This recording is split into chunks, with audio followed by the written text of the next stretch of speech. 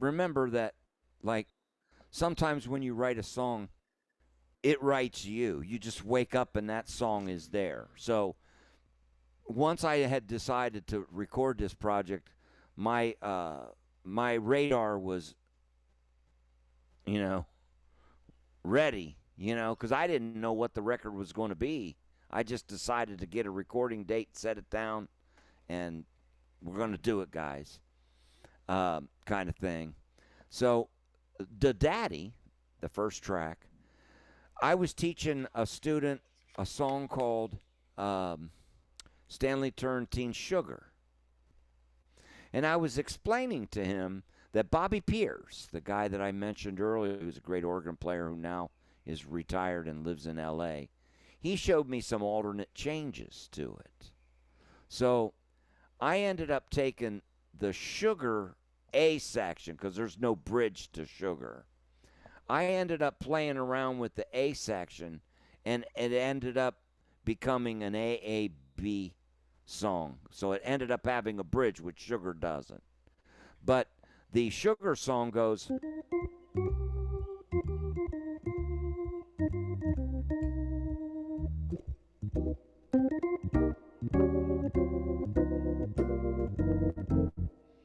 That's Sugar,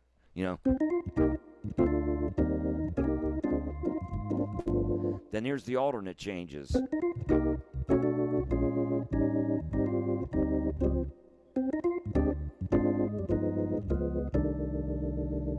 So that song just came out like that. And then the bridge was no brainer.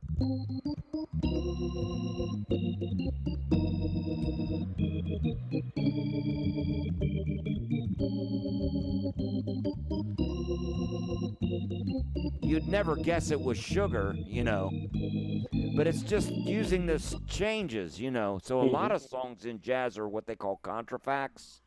So the Daddy, being a funky tune, it's catchy too. A lot of people like that. That's why I put it on track one. Obviously I'm hoping that maybe Sirius or XM likes it, by putting it on track one. Maybe it'll get some airplay, That's my only hope, right? And that's Stanley Turrentine from the 70s, from CTI Records, I think. Yeah, and he played a lot with Jimmy Smith. So you'll see the family resemblance there. But, you would never guess that was Sugar unless I said it. But I like to be honest about where my motivations are coming from, because it doesn't really sound anything like Sugar.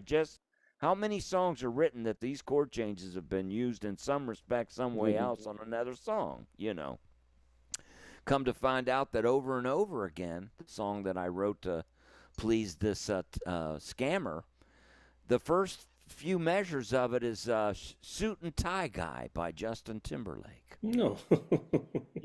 How would I have ever guessed? But it kind of sounds like that at the beginning. I didn't try to make it sound like that, but somewhere along the line I might have heard that song and it stuck in there. One for Pat, the second track, I definitely tried to formulate that like me and Pat would play, because I played with him for almost 3 years. And I have a record of his here, Pat Martino. Okay, El Hombro, that's my favorite, man. Who's really one of my favorite guitar players. I love people like, Grant Green and Wes Montgomery, but Pat Martino is not as well known, and he's really one of my favorites. This is an album from, I believe, Prestige Records, El Hombre. Yeah. Yeah, that's Joe Fields. And the organ player, Trudy Pitts, was one of Philadelphia's finest female organ players. And she really plays great on that record. Yeah. I love El Hombre. There's the lineup right there. There it is, Trudy Pitts, right? Yeah, absolutely. Yeah, she actually played the organ for Jimmy Smith's funeral when he died. Oh. We're all like family, I got to meet all of these people thanks to Pat and, touring, So One for Pat was written kind of in the dedication to what Pat would have liked. He liked those kind of catchy things like.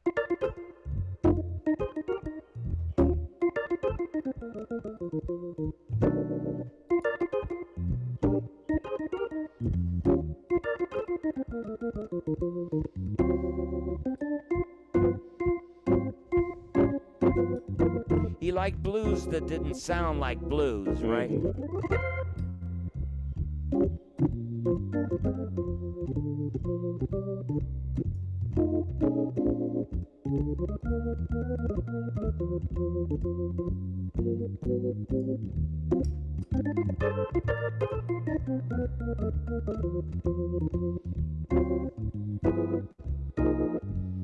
That kind of thing. So it was written like how me and Pat used to like to play. We did a record together. I don't know if you've ever heard this record. It was called Undeniable.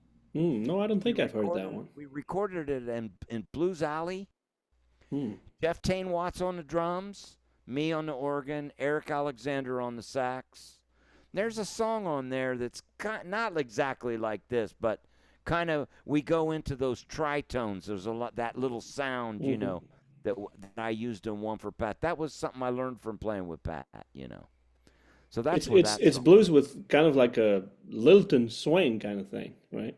Yeah, and some hits, that aren't just let's just play 12 bar blues. It's still 12 bar, but it's got some hits in there. Hmm. So it's kind of cool. That My Little Rosie, the third track, I had a little cat, and she passed away. But when she was alive, she was really cute little kitty.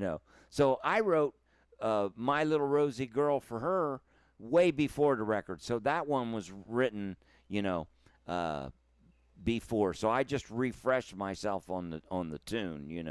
Because Hmm. sometimes you'll write a song or you'll play something and then if it's not registered, it's forgotten. Hmm. So, but I had written that cat for a cat. So um, that was kind of cool. And then of course we talked about Over and Over. The Ready Set Go.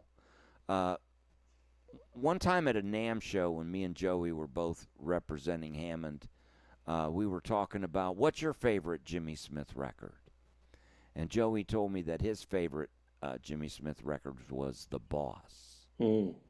Uh, if you listen to that live recording of Jimmy Smith playing The Boss, Hmm. and I said, why did you dig that record so much? He said, man, Jimmy Smith played everything on that record. So Ready Set Go is a homage to, you know,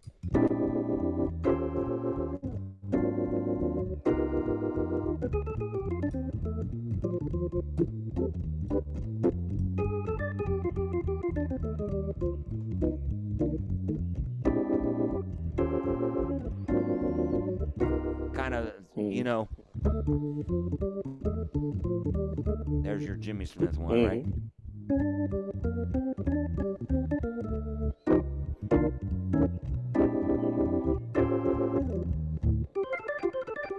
You know, Hmm.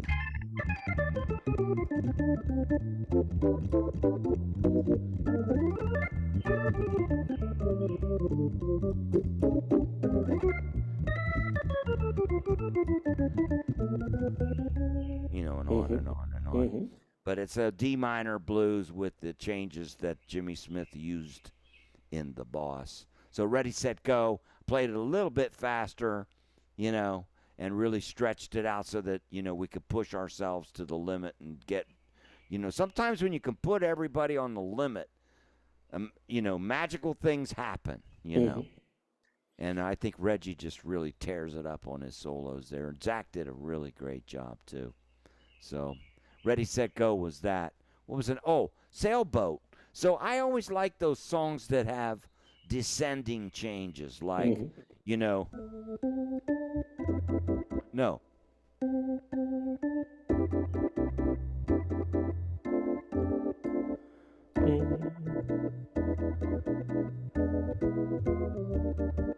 I like those Hmm. sexy songs that go downwards, a man and a woman. Hmm. Or I recorded once another song called My Little Boat. So it's kind of got those really pretty descending changes. And it reminds me of the nostalgia of when we used to go see our grandparents in Italy, because my dad would shut his construction business down when we were children, and we'd go back to see Grandma and Grandpa for Christmas because that's where they lived. So they would always be playing those kind of songs on the airplane.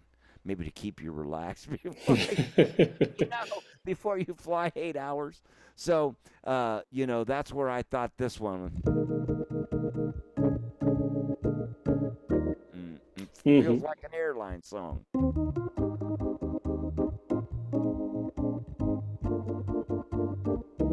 Kind of that, Hmm. kind of Latin, kind of Joe Beam. Yeah, it's one of my favorites really on the album because of that Latin beat that you put in there.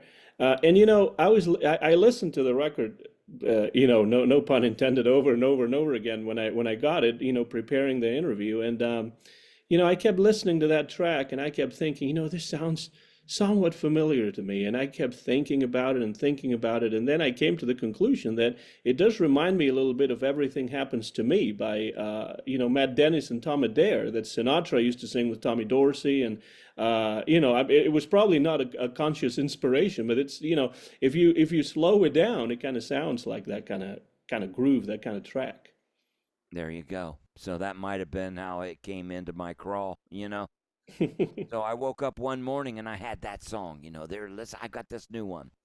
And what I told Reggie, if you notice on both My Little Rosie and this one, don't play the bossa nova beat. Hmm. Everybody knows that one to death. So one of his job was don't make it sound like that. Try to make them sound Latiny but different. Hmm. So I thought he did a real good job in making these kind of have like they don't just sound Latiny but they sound contemporary. That's true, and that kind of reminds me a little bit of what you were mentioning before about Jimmy Smith, how he played the blues, but not the traditional way, and you're trying to do the same with the Latin, kind of sound. Exactly. Hmm. I didn't want it to sound like two bossa novas on the project, but I love Latin feel. Hmm. The only thing I didn't do was a samba feel. You Hmm. know, but you know, uh, that was my interpretation of those kind of changes. Hmm. And then finally, last but not least, Uprooted is Hmm. a contrafact. Not really. It's got its own, but G blues is G blues. So a lot of those funks are blues tunes, and this is like how Root Down, Jimmy Smith, Hmm. obviously,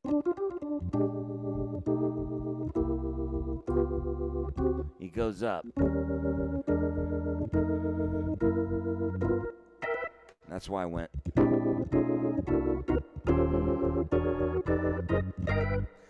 different Hmm. tempo, different arrangement.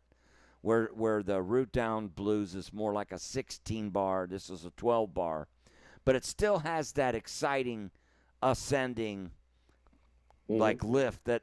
And I like on those funky tunes to let the drummer have it at the end. Hmm. Just to go for it because usually you hear solos in trades, but you never really hear the drummer get a chance. So that's why on Over and Over and Uprooted at the end of the tune, I give Reggie some space to say some stuff before we cap it off. So Hmm. that's the album.